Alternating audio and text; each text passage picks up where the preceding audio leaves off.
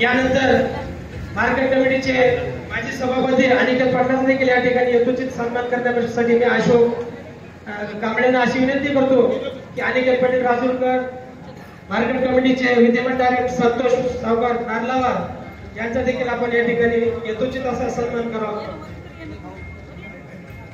माजी नगरसेवक बाळवांना कापतेचा देखील या ठिकाणी अशोकांना विनंती करतो की आपण स्वागत करावं।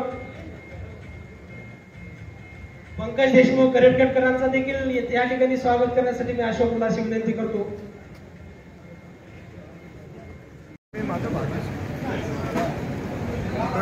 या मतदारसंघाचं प्रतिनिधित्व लोकसभेमध्ये एकदा केलं। सर्वांना विनंती आहे की सर्वांची नाश्त्याची व्यवस्था या ठिकाणी केलेली आहे। पराभूत झाल्याच्या नंतरही एवढ्या मोठ्या प्रमाणात मानव जाण्यासाठी त्यांच्या प्रती माझ्या खूप भावना वेगळ्या। आपण या जिल्ह्याचं एकदा नेतृत्व केला होता आणि आता एका तालुक्याचं नेतृत्व करत आहेत। त्याच पद्धतीचं प्रेम आज पण तुमच्यावर जनता करते कसं वाटतं? असं आहे की मी खासदार म्हणून जिल्ह्याचं नेतृत्व केलं, आज आमदार म्हणून जिल्ह्याचं नेतृत्व केलं। तेव्हा खासदार असताना भारतीय जनता पक्षाचं नेतृत्व केलं, आज आदरणीय दादांनी मला राष्ट्रवादीचं नेतृत्व केलं।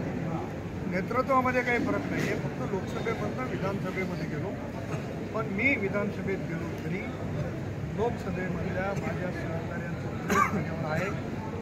आज आपण बघितलं की नायगावमध्ये शिवराज पाटील होटळकरांनी एवढा मोठा कार्यक्रम घेतला, बिलोलीमध्ये यादवरावजी तुडमे असतील, विजय कुंचनवर असतील त्यांनी घेतला, कोंडलवाडीमध्ये विठ्ठलराव कुरमुलवर असतील की श्रीनिवास नरवाडे असतील त्यांनी एवढा मोठा घेतला, आणि आज देगलूरमध्ये आपण बघता की आपल्या सगळ्याच्या संख्येनं हजारो कार्यकर्त्यांनी माझ्यासारख्या व्यक्तींना शुभेच्छा दिल्या।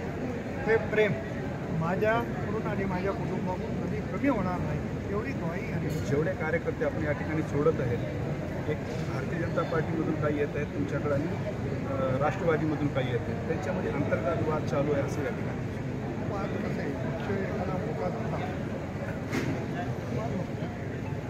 घर मोठं झालं की घरात